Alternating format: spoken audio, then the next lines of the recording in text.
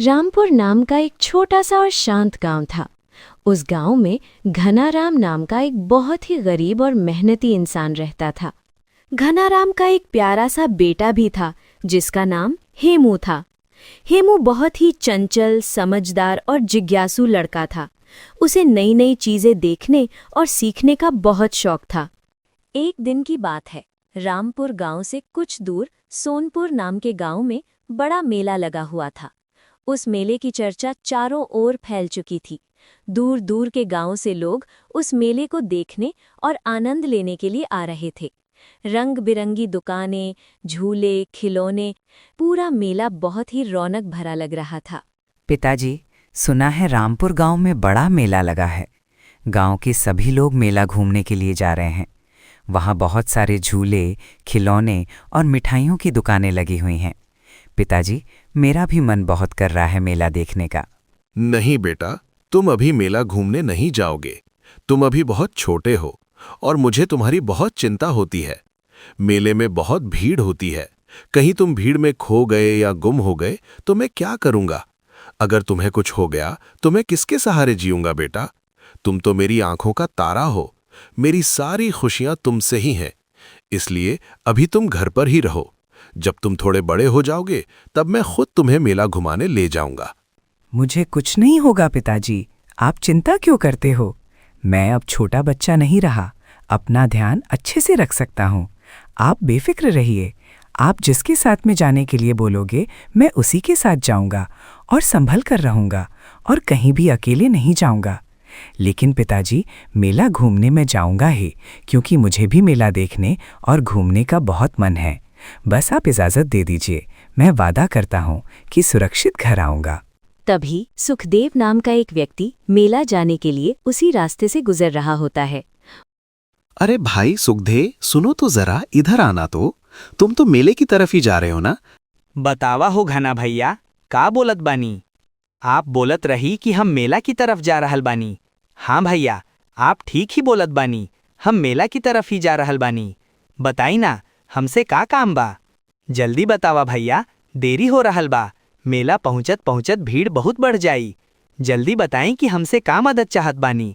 अगर कोई सामान ले आवे के होखे या काहे के बुलावे के होखे ता बताई, हम जरूर कर देब।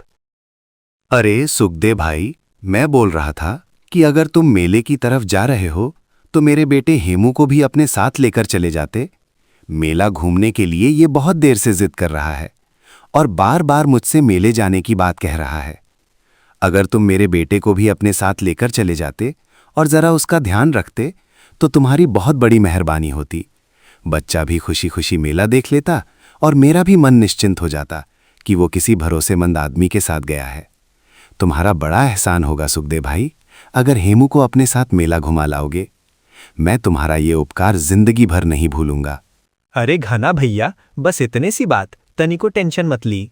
हम हेमू के अपने साथे मेला घुमा फिरा के बढ़िया से देखभाल करत वापस घरे छोड़ाइब। रौरा काहे इतना परेशान हतानी भला? जब हम साथे बानी तो कौनो फिकर के बात नहीं खे। हेमू आराम से मेला घूमी, झूला झूली, मिठाई खिलौना लई और फिर हंसत खेलत घरे वापस आ जाई। रौरा निश्चिंत रही घना भैया, हम ओकरा के अपना बेटा जैसन समझ के पूरा ध्यान रखब। हेमू के पिताजी हेमू को 3 पैसे दे देते हैं ताकि हेमू मेले में जाकर कुछ छोटा मोटा खरीद सके, अपनी मनपसंद चीज ले सके और खुशी खुशी मेला घूम सके। साथ ही उसके पिताजी प्यार से समझाते हैं कि बेटा संभल कर रहना, भीड़ भाड़ में कहीं इधर उधर मत भटक जाना और जल्दी घर लौट आना। दोनों खुशी खुशी मेला की ओर निकल पड़ते हैं। रामपुर गांव से काफी दूर सोनपुर, जहां काफी बड़ा मेला लगा हुआ रहता है। रास्ते भर हेमू के मन में मेले की खुशी उमड़ रही होती है और वो तरह तरह की बातें करते हुए आगे बढ़ता जाता है। दोनों तेज कदमों से पगडंडी वाले रास्ते पर चलते जाते हैं। कभी इधर उधर देखते हैं तो कभी मेले की भीड़ और रौनक के बारे में बातें करते हुए जल्दी जल्दी मेले की तरफ बढ़ते जाते हैं। काफी देर तक लगातार चलते रहने के बाद हेमू और सुखदेव दोनों बहुत थक जाते हैं। रास्ता भी लंबा होता है और धूप भी हल्की हल्की तेज होने लगती है। इसलिए दोनों थोड़ी देर के लिए वहीं रास्ते किनारे एक बड़े से पेड़ के नीचे बैठकर आराम करने लगते हैं। ठंडी छाया में बैठकर वे थोड़ा सुस्ताने लगते हैं। तभी कुछ देर बाद हेमू सुखदेव से बोलता है, सुखदेव चाचा, क्यों ना आप कोई मज़ेदार कहानी सुनाओ ताकि थोड़ा टाइम पास हो जाए। जब तक हम लोग यहाँ पेड़ की ठंडी छाया में आराम कर रहे हैं तब तक कोई अच्छी सी कहानी सुनने को मिल जाए तो रास्ते की थकान भी कम हो जाएगा। अभी तो हमें काफ़ी दूर तक पैदल चलना है, मेले तक पहुँचने में समय भी लगेगा। इसलिए अगर आप कोई कहानी सुना दोगे तो रास्ता भी आसान लगने लगेगा और मेरा मन भी खुश हो जाएगा। क्या बोलते हो चाचा, सुनाओगे क्या? हेमू बेटवा, हम कहानी सुना दूंगा, लेकिन हमरा कहानी में पैसवा लागत बा। इतना बढ़िया बढ़िया किस्सा हम मुफ्ते में थोड़े ना सुनावत बानी। अगर कहानी सुन के मजा लेवे के बा त थोड़ा बहुत दक्षिणा देवे के पड़ी, तब हम इतना मजेदार कहानी सुनाईबब कि रास्ता के थकान भी भूल जाइबा और समय कब बीत जाई पता ही ना चली। अरे चाचा, आपकी कहानी में ऐसा क्या खास बात है कि उसके लिए पैसा लगेगा?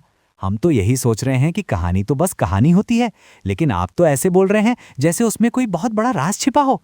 जरा हमें भी तो बताइए कि आपकी कहानी में ऐसा क्या खास है कि सुनने से पहले ही पैसे देने पड़ेंगे।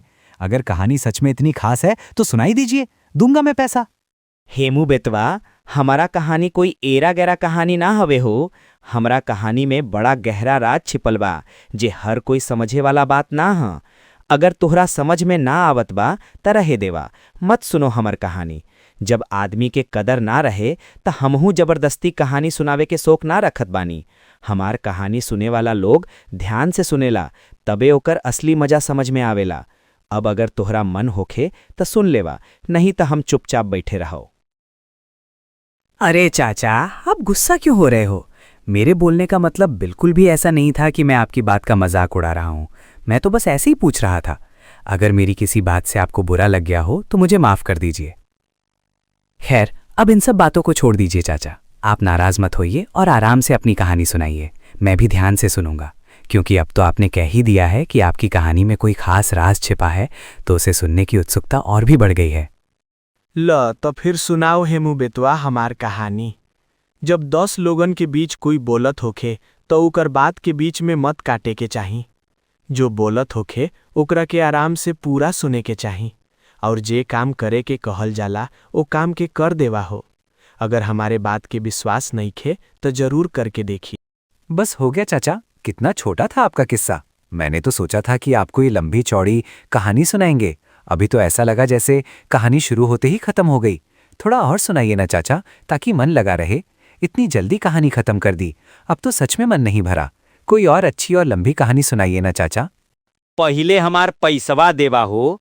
एक ठान कहानी तो हम तोहरा के बढ़िया से सुना चुकल बानी, अब ओकरा बदले हमार पैसवा दे देवा हमके हो। हम क सोचनी की कहानी सुन के तोहरा मन खुश हो गईल होई। अब वादा निभावल भी जरूरी बा। बिना पैसवा दिहले अब हम दूसरा कहानी ना सुनाइब। पहले ई हिसाब किताब साफ कर दा, तब आराम से बैठ के फेर से एक से बढ़ के एक मजेदार कहानी सुनाइब। हमरा मेहनत के भी तो कुछ कदर होखे के चाही ना हो। सुखदेव की बात को सुनकर हेमू अपनी जेब में से 1 पैसा निकालता है और बिना कुछ बोले चुपचाप सुखदेव के हाथ में रख देता है। हेमू के चेहरे पर हल्की सी मुस्कान होती है, जैसे वो सोच रहा हो कि चलो चाचा की कहानी का मेहनताना दे दिया हो। फिर वो आराम से सुखदेव की ओर देखने लगता है, मानो अब अगली कहानी सुनने का इंतजार कर रहा हो। कुछ देर बाद हेमू और सुखदेव दोनों साथ साथ मेले की ओर निकल पड़ते हैं।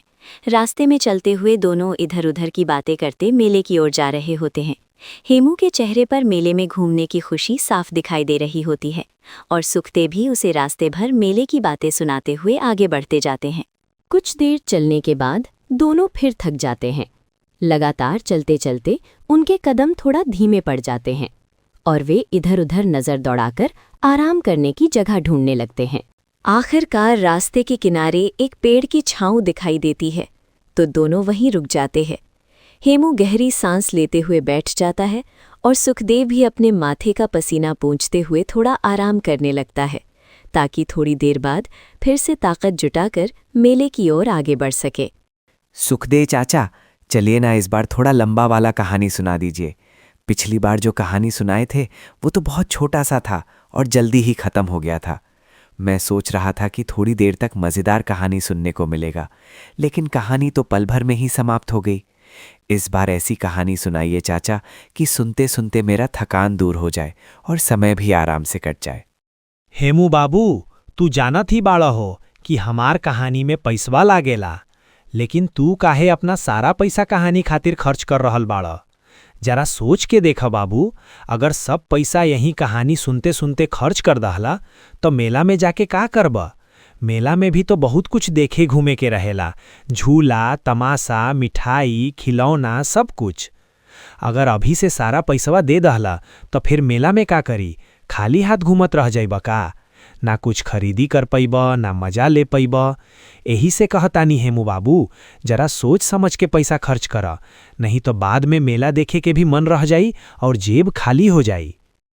अरे चाचा, 2 पैसा तो बचा है मेरे पास। अब इन 2 पैसों में मेला घूमो या कहानी सुनो, मेरे लिए तो एक ही बात है। मैं तो बस आपके साथ रहकर ही खुश हूं चाचा।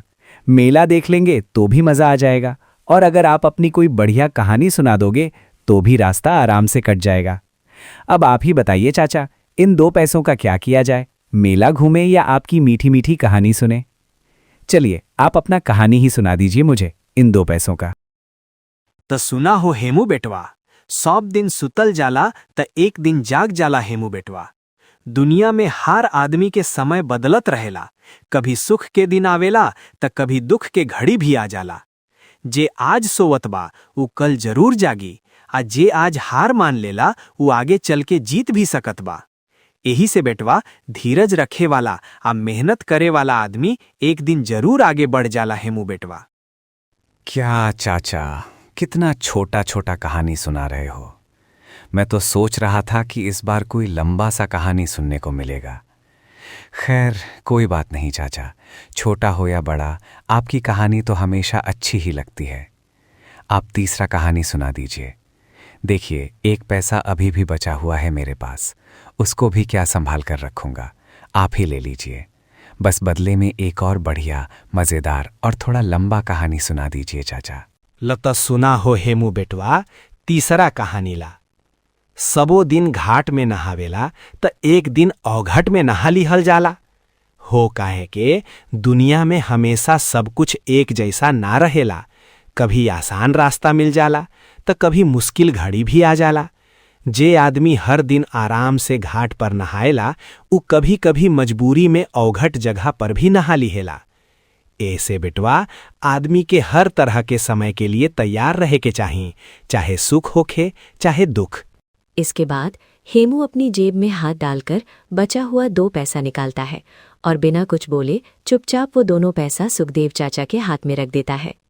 उसके बाद हेमू और सुखदेव चाचा दोनों धीरे धीरे मेले की ओर निकल पड़ते हैं। फिर थोड़ी देर बाद वो खुद ही सोचने लगता है, लेकिन ये भी तो सही है कि सुखदेव चाचा की कहानियां भी कोई यूं ही मामूली नहीं होती। उनकी हर कहानी में जरूर कोई ना कोई रहस्य छिपी होती है, तभी तो लोग इतने चाव से उनकी कहानी सुनते हैं। चलो, जो भी है देखा जाएगा। आखिरकार काफी समय तक चलते रहने के बाद हेमू और सुखदेव चाचा दोनों मेले के पास पहुंच ही जाते हैं। दूर से ही मेले की चहल पहल, लोगों की भीड़ और ढोल नगाड़ों की आवाज सुनाई देने लगती है। तरह तरह की दुकानों और झूलों को देखकर हेमू की आंखें चमक उठती हैं। हेमू धीरे धीरे भीड़ के बीच में पड़ जाता है और कहाँ गुम हो जाता है मेले में पता ही नहीं चलता। हेमू मेले में काफी देर तक इधर उधर घूमता रहता है। वो मेले की भीड़, दुकानों और झूलों को बड़े ध्यान से देखता रहता है। देखते ही देखते धीरे धीरे शाम ढलने लगती है और चारों तरफ अंधेरा सा होने लगता है। अब हेमू को चिंता होने लगती है कि रात बिताने के लिए कोई जगह ढूंढनी चाहिए। काफी देर ढूंढने के बाद आखिरकार जैसे तैसे उसे एक धर्मशाला दिखाई देती है। उस धर्मशाला में पहले से ही बहुत सारे लोग रात बिताने के लिए ठहरे हुए होते हैं। हेमू जब धर्मशाला के अंदर पहुंचता है तो वो इधर उधर नजर दौड़ाकर देखने लगता है। तभी उसकी नजर कोने में पड़े एक भिखारी पर पड़ती है। वो भिखारी जमीन पर मरा पड़ा हुआ होता है। ये देखकर हेमू थोड़ा घबरा जाता है। धर्मशाला में मौजूद बाकी लोग भी उस भिखारी को देख रहे होते हैं, लेकिन कोई भी उसके पास जाने की हिम्मत नहीं करता। सब लोग दूर खड़े होकर आपस में धीमी आवाज में बातें कर रहे होते हैं। तभी अचानक वहां मौजूद लोगों की नज़र हेमू पर पड़ती है, जो अभी अभी वहां पहुंचा होता है। इसके बाद कुछ लोग हेमू की तरफ देखने लगते हैं और बोलते हैं, सुनो बेटा। बताइए, क्या बात है? मेरी बात सुनो बेटा, लगता है कि ये भिखारी मर गया है। काफी देर से ये ऐसे ही चुपचाप पड़ा हुआ है और हिल भी नहीं रहा है। हम सब लोग यहाँ रात बिताने के लिए आए हैं, लेकिन इस तरह लाश यहाँ पड़ी रहेगी तो किसी को भी नींद नहीं आएगी। इसीलिए मैं तुमसे कह रहा था बेटा, अगर तुम इसे उठाकर पास वाली नदी में ले जाकर फेंक आओ तो बड़ी मेहरबानी होगी। हम लोग यहीं धर्मशाला में रात गुजारने वाले हैं, इसलिए चाहते हैं कि ये लाश यहाँ से हट जाए ताकि सब लोग आराम से सो सकें। हेमू कुछ देर तक मन ही मन सोचता है। वो अपने दिल में यही बात दोहराता है कि ये काम करने का मन तो मेरा बिल्कुल भी नहीं है। लेकिन फिर उसे सुखदेव चाचा की एक पैसे में खरीदी हुई बात याद आती है। सुखदेव चाचा ने समझाते हुए कहा था कि जब 10 लोग कोई बात बोल रहे हों तो उसे ध्यान से सुन लेना चाहिए, बिना सोचे समझे मना नहीं करना चाहिए। बोले थे शायद चाचा ठीक ही कह रहे थे, मुझे इनकी बात मान लेना चाहिए। उसके बाद हेमू बोलता है, अगर आप सबकी यही राय है तो मैं भी मना नहीं करूंगा। हालांकि मन तो मेरा इस काम को करने के लिए बिल्कुल तैयार नहीं है, लेकिन जब आप सब लोग बार बार बोल रहे हो तो मैं इस लाश को मैं उठाकर ले जाता हूँ और नदी में फेंक आता हूँ, ताकि यहाँ पड़े पड़े किसी को डर भी ना लगे और आप सब लोग आराम से रात बिता सको। मैं अभी इसे ले जाकर नदी में फेंक आता हूँ। हेमू हिम्मत जुटाकर लाश को पकड़ता है और नदी की ओर चल पड़ता है। नदी के किनारे पहुंचकर हेमू लाश को पकड़कर जोर लगाता है और उसे नदी में फेंक देता है। हेमू देखता है कि उस भिखारी के जेब से पैसे की थैली जमीन पर गिर गया है। उस थैली को हेमू उठाता है और देखता है तो उसमें काफी सारा पैसा होता है। उसके बाद सुखदेव चाचा की बात को याद करता है और मन में बोलता है, चाचा ने ठीक ही कहा था। हेमू पैसे को लेकर धर्मशाला की ओर चल देता है।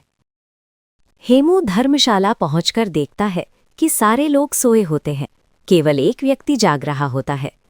हेमू को उसकी हरकत, उसका पहरावा देखकर अंदाजा लगाता है, कहीं ये व्यक्ति चोर तो नहीं। अगर चोर होगा तो हो सकता है मेरे सोने के बाद मेरा सारा पैसा चोरी करके ले गया, तो इससे अच्छा तो मैं सारी रात जाग जाता हूँ। और चाचा भी तो बोल रहा था, सब दिन सो जाओ लेकिन ज़रूरत पड़ने पर एक दिन ना सोना। एक दिन नहीं सोऊंगा तो क्या होगा।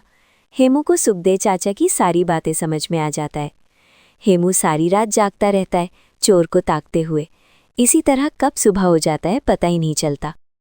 सुबह होते ही हेमू अपने घर की ओर निकल पड़ता है। हेमू अपने गांव की तालाब वाले रास्ते से गुजरते हुए जा रहा होता है। हेमू तभी सोचता है, क्यों ना यहीं से स्नान करते हुए चलूं। आखिरकार घर जाकर मुझे स्नान करने के लिए फिर यहीं आना पड़ेगा।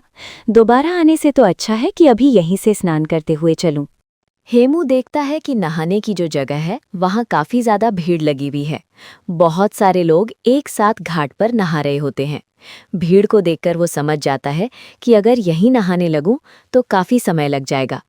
इसलिए हेमू भीड़ से थोड़ा दूर हटकर उस जगह चला जाता है जहाँ कोई नहीं नहा रहा होता है। हेमू बिना देर किए वहीं बैठकर आराम से नहाने लग जाता है, क्योंकि उसे जल्दी नहाकर अपने घर जाना होता है। हेमू नहाकर अपने घर की ओर चल देता है। हेमू घर पहुंचकर अपने पिताजी को सारी बात बताने वाला ही होता है। तभी उसे याद आता है, अरे बाप रे, मैंने तो पैसा का थैला घुमा दिया। क्या करूं मैं? कैसा पैसा बेटे? कौन सा पैसा? क्या हुआ है हेमू बेटे? कौन सा पैसा घुमा दिया? पैसा गिरा तो गिरा कहाँ पर? मुझे इतना तो पक्का पता है कि रास्ते पर तो कहीं भी नहीं गिरा है, क्योंकि रास्ते भर मैं अपनी जेब को बार बार टटोलते हुए और चेक करते हुए ही आ रहा था। अगर रास्ते में गिरा होता तो शायद मुझे पता चल जाता। हो सकता है कि मैं जहाँ नहा रहा था जल्दी जल्दी मैं वहीं कहीं रखकर भूल तो नहीं आया। अब तो लगता है कि एक बार वापस जाकर वहीं अच्छी तरह देखना चाहिए। क्या पता पैसा वहीं कहीं पड़ा मिल जाए। हेमू तालाब के किनारे पहुंचकर ध्यान से इधर-उधर देखने लगता है। तभी उसकी नज़र अचानक उस जगह पर पड़ती है जहां वो थोड़ी देर पहले नहाया था। वो देखता है कि उसका पैसों का थैला सचमुच वहीं पड़ा हुआ है। थैले को देखते ही हेमू के चेहरे पर राहत की मुस्कान आ जाती है। वो जल्दी से दौड़कर जाता है और अपना पैसों का थैला उठाकर सीने से लगा लेता है। उसी समय हेमू को सुखदेव चाचा की 3 पैसे में खरीदी हुई तीसरी कहानी याद आ जाती है। अब हेमू को समझ में आने लगता है कि चाचा ने जो बातें बताई थीं उनका असली मतलब क्या था। वो मन ही मन सोचता है कि सचमुच उन तीनों कहानियों में बहुत गहरा भेद छिपा था। अब हेमू को तीनों कहानियों का अर्थ पूरी तरह समझ में आ जाता है। वो मन ही मन ये भी मान लेता है कि किसी ने ठीक ही कहा है कि जब कोई बड़े बुजुर्ग कुछ समझा रहे हों या कोई सीख दे रहे हों तो उनकी बात ध्यान से सुन लेनी चाहिए, और अगर वे कुछ करने के लिए कहें तो बिना हिचकिचाए उसे कर भी देना चाहिए, क्योंकि उनके अनुभव में ही हमारी भलाई छिपी होती है।